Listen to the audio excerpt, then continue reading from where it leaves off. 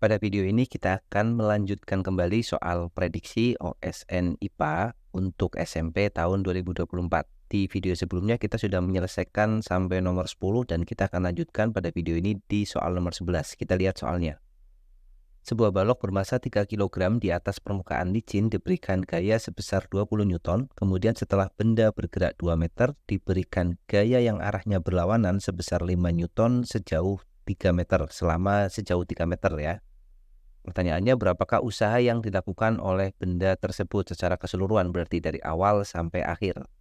Kita gambarkan kasusnya seperti ini.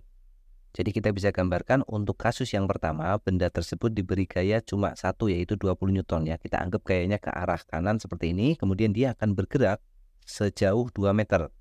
Nah, kita akan menghitung usahanya satu persatu. Yang pertama adalah usaha yang diperlukan oleh balok tersebut untuk bergerak dari posisi awal sampai gaya kedua bekerja. Jadi sampai sini ya. Jadi posisinya kita hitung sejauh 2 meter atau perpindahannya sejauh 2 meter. Berarti kita misalkan ada namanya usaha yang pertama. W1 persamaan usaha itu adalah F dikalikan dengan S.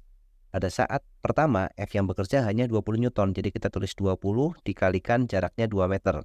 Jadi W1-nya sama dengan 40, satuannya adalah Joule ya. Jadi di sini usaha yang diperlukan untuk memindahkan balok tersebut dari posisi awal sampai posisi balok akan diberikan gaya yang lain, yaitu 5 Newton, itu adalah 40 Joule. Kemudian untuk usaha yang kedua, yaitu usaha pada saat gaya 5 Newton sudah bekerja. Artinya apa? Artinya di sini ada dua buah gaya, yaitu 20 Newton ke kanan dan 5 Newtonnya ke arah kiri, karena diberikan arahnya berlawanan ya. Jadi datanya diberikan oleh soal seperti ini. Sehingga untuk usaha yang kedua itu sama dengan, karena lebih dari satu gaya, kita gunakan notasi sigma F dikalikan dengan S. Perpindahannya tentu saja dia akan ke arah kanan sejauh berapa meter, ternyata diberikan juga di soal, itu sejauh 3 meter. Berarti sigma F-nya adalah 20 ke kanan, 5 ke kiri, maka dikurang ya. Jadi 20 dikurangi dengan 5, dikalikan S-nya adalah 3 meter. 20 dikurang 5 adalah 15, kemudian kita kalikan dengan 3. 15 kali 3 sama dengan 45, satuannya adalah Joule ya. Jadi kita punya usaha yang kedua. Nah, jika ditanyakan usaha totalnya, maka tinggal kita jumlahkan usaha yang dilakukan oleh benda dari awal sampai akhir. Jadi kita tuliskan W total. Jadi W totalnya sama dengan W yang satu, 40 Joule, ditambah W yang kedua, yaitu 45 Joule. Maka jumlahnya adalah 85 Joule. Dan kalau kita lihat jawabannya ada di opsi yang A. Itu soal nomor 11. Kita lanjutkan soal nomor 12. Sebuah benda bermasa 5 kg bergerak dengan percepatan 2 meter per second kuadrat. Setelah bergerak selama 2 detik, ada sebuah gaya yang menyebabkan percepatannya bertambah menjadi 3 meter per second kuadrat. Berapakah besar gaya yang menyebabkan percepatannya bertambah? Jadi pada saat awalnya benda itu memiliki percepatan 2 meter per second kuadrat dan masanya adalah 5 kg. Berarti kita bisa menghitung gaya untuk yang awal ya dengan menggunakan hukum kedua Newton. Jadi F awal itu sama dengan M dikalikan A. F sama dengan M kali A. Berarti gayanya adalah 5 dikalikan dengan 2. Maka gaya awalnya adalah 10 Newton. Ini kondisi awalnya. Berikutnya, dia percepatannya bertambah menjadi 3 meter per second kuadrat. Massa benda tentu saja tidak berubah. Jadi massanya tetap 5, cuma percepatannya menjadi 3. Berarti kita hitung F akhir. Nah, kita hitung dulu F akhirnya. Sama persamaannya yaitu M dikalikan A. Untuk massanya itu adalah 5, sedangkan percepatannya sekarang menjadi 3. Berarti F akhirnya adalah 15 Newton. Nah, sekarang yang ditanyakan, berapakah besar gaya yang menyebabkan percepatannya bertambah? Jadi, awalnya itu ada 10 Newton, kemudian sekarang dia menjadi 15 Newton. Dengan 15 Newton itu percepatannya bertambah 3, maka dari kondisi awal ke kondisi 5 itu ditambahi gaya berapa? Ya tentu saja jawabannya adalah ditambah dengan 5 Newton, karena dari 10 menjadi 15 ya. Jadi jawabannya yang C. Kita lanjutkan soal nomor 13 dan ini adalah soal tentang listrik dinamis ya. Sebuah bola lampu yang punya spesifikasi 30 volt 90 watt.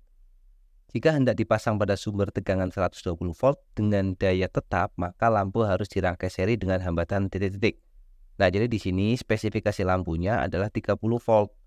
Kemudian dia akan dirangkai dengan hambatan akan dihubungkan dengan sumber tegangan 120 volt. Maka jika langsung dihubungkan tentu saja lampu tersebut akan meledak ya, karena dayanya karena tegangannya itu lebih kecil daripada tegangan inputnya. Maka salah satu caranya adalah kita menambahkan resistor dan harus dirangkai dengan seri. Sebagai ilustrasi kita bisa gambarkan seperti ini. Jadi di sini kita memiliki lampu dan resistor. Resistornya kita beri nama R ya, seperti ini. Kemudian lampunya dia punya spesifikasi 90 watt 30 volt. Kita tulis 30 volt 90 watt ya. Nah, sekarang dia akan dihubungkan dengan sumber tegangan yang 120 volt. Jadi kita hubungkan dengan sumber tegangannya 120 volt. Nah, supaya dia tidak meledak, maka kita harus hubungkan dia dengan resistor ini. Bagaimana caranya? Ya kita rangkai dengan susunan seri seperti ini. Artinya jika dirangkai susunan seri, berarti yang bekerja pada lampu ini nanti harus 30 volt. Berarti yang bekerja pada resistor nanti harus sisanya. Kalau totalnya adalah 120 volt, berarti kalau yang di lampu 30 volt, yang di resistor harus 90 volt. Supaya jumlahnya harus 120 volt ya, seperti itu. Selanjutnya yang kita lakukan adalah kita akan mencari hambatan dari lampu tersebut dari data spesifikasi ini ya. Jadi kita punya persamaan daya itu kan sama dengan V kuadrat dibagi dengan R.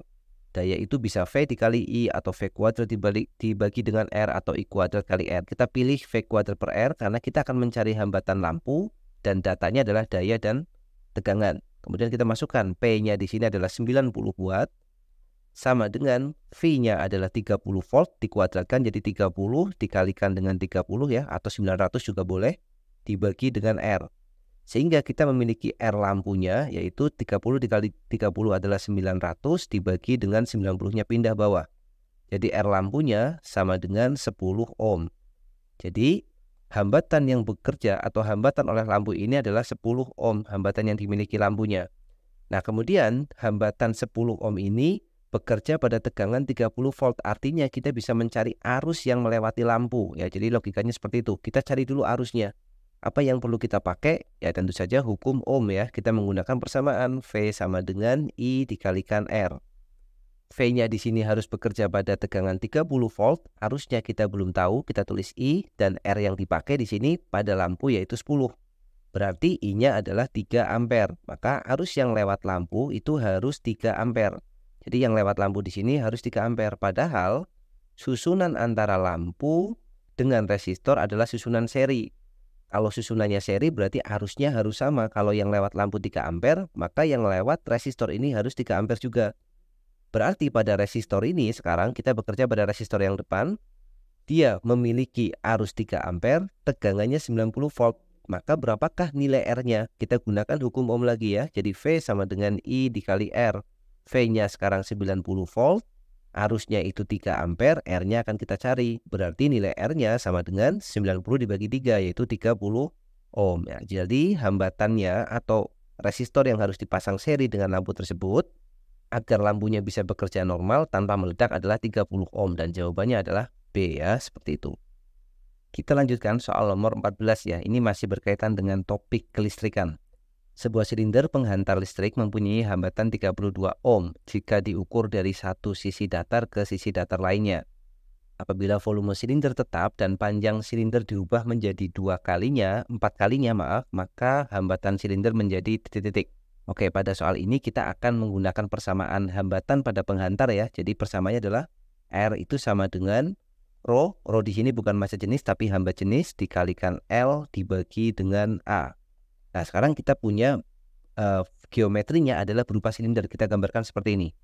Ini adalah kondisi silinder yang pertama ya. Jadi silinder ini akan memiliki A yang dimaksud di sini adalah luas penampangnya. Jadi A-nya adalah luas penampang yang ada di sini. Berarti luasnya tidak lain adalah luas lingkaran ya. Di mana luas lingkaran itu sama dengan pi R kuadrat atau 1/4 pi D kuadrat. Oke, kita sebut aja di sini menjadi A seperti itu. Kemudian L yang dimaksud di sini adalah panjang ininya, panjang silindernya. Nah, ini adalah L. Atau kalau lihat geometrinya, L itu adalah tinggi silindernya ya. Kita tulis seperti ini L. Maka untuk kasus yang pertama, R itu sama dengan Rho dikalikan L dibagi dengan A. Ternyata nilai R-nya di sini adalah 32 ohm. Jadi kita tulis 32 sama dengan Rho dikalikan L dibagi dengan A. Atau kita kasih simbol 1 seperti ini ya, indeks 1. Untuk Rho-nya itu karena silindernya tidak berubah jenis, ya jenisnya sama, maka Rho-nya sama, nggak perlu kita kasih 1 seperti itu. Kemudian Untuk silinder kedua, volumenya sama tetapi panjangnya diubah menjadi 4 kali. Maka logikanya luasnya harus mengecil ya. Jadi kita tulis seperti ini. Volume 1 itu harus sama dengan volume 2. Volume 1 itu rumus dari volume silinder adalah A, luas alas dikalikan tingginya adalah L. A1 dikalikan L1. Volume 2 itu adalah luas alas yaitu A2 dikalikan panjangnya menjadi 4 kalinya, 4L. Artinya kalau L-nya kita coret ya, ini 4 kali L1 maksudnya ya. Jadi kalau L1-nya kita coret, berarti nilai A2-nya itu harus sama dengan A1 per 4 atau seperempat A1. Nah, kalau digambarkan sebagai ilustrasi kita bisa gambarkan seperti ini. Karena silindernya lebih panjang ya, panjangnya menjadi 4 kalinya, maka di sini 4L. Nah, volumenya harus sama, maka luasnya otomatis harus mengecil. Dan luas di sini kita temukan ternyata nilainya adalah seperempat A1 atau seperempat A ya, karena A1-nya adalah A. Berarti untuk silinder yang kedua, persamaan untuk hambatannya itu adalah R sama dengan Rho dikalikan L, ya L-nya adalah 4 dikalikan L1, dibagi dengan luasnya adalah seperempat dikalikan A1. Nah, jadi seperti ini.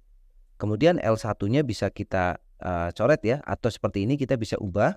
R itu sama dengan untuk R2, kita misalkan aja 2, Rho dikalikan L1 dibagi dengan A1 dikalikan, sisanya angkanya kita tulis di belakang, 4 dibagi 1 per 4.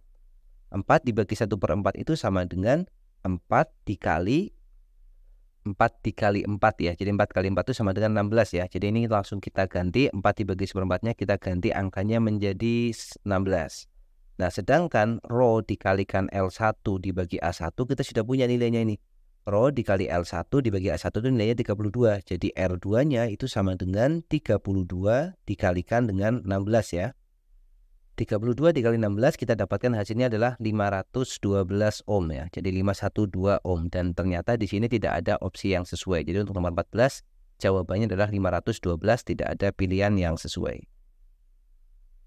Kita lanjutkan soal ke-15. Ini adalah soal yang berkaitan dengan cahaya atau optik. Kita baca soalnya, cahaya adalah gelombang elektromagnetik yang memiliki sifat-sifat sebagai yang diberikan oleh soal ya, 1, 2, 3, 4. Pernyataan di atas yang paling tepat adalah titik-titik. Jadi kita mencari yang benar ya dari pilihan 1, 2, 3, 4. Kita lihat mulai dari nomor 1. Cahaya merupakan gelombang medan listrik dan medan magnet. Ya betul ya. Jadi cahaya itu adalah gelombang yang terdiri dari medan listrik dan medan magnet sesuai namanya, yaitu elektro itu listrik, magnetik itu magnet. Jadi nomor 1 adalah pernyataan yang benar. Kemudian nomor 2, cahaya merupakan gelombang longitudinal. Ini salah ya. Jadi cahaya itu termasuk gelombang transversal yang memiliki arah getar tegak lurus dengan arah rambat. Jadi nomor 2 salah. Maka yang ada duanya pasti kita salahkan dulu. Kemudian yang nomor 3, cahaya dapat dipolarisasikan. Ini betul ya. Jadi opsi yang ketiga ini benar. Jadi salah satu sifat yang bisa dialami atau fenomena yang bisa dialami oleh cahaya salah satunya adalah peristiwa polarisasi atau pengkutuban. Jadi nomor 3 betul. Maka jelas jawabannya pasti 1 dan 3, opsi yang B. Tapi kita lihat untuk nomor 4. Apakah nomor 4 itu betul? Rambatannya memerlukan zat antara ya. Jadi salah. Jadi cahaya itu gelombang elektromagnetik. Gelombang elektromagnetik itu tidak memerlukan medium perantara ya. Jadi dia tidak perlu medium atau zat perantara. Maka dalam merambat cahaya tidak perlu. Padahal nomor 4 itu memerlukan. Maka pasti salah ya. Jadi tepat jawabannya adalah pilihan yang pertama dan yang ketiga, yaitu opsi B.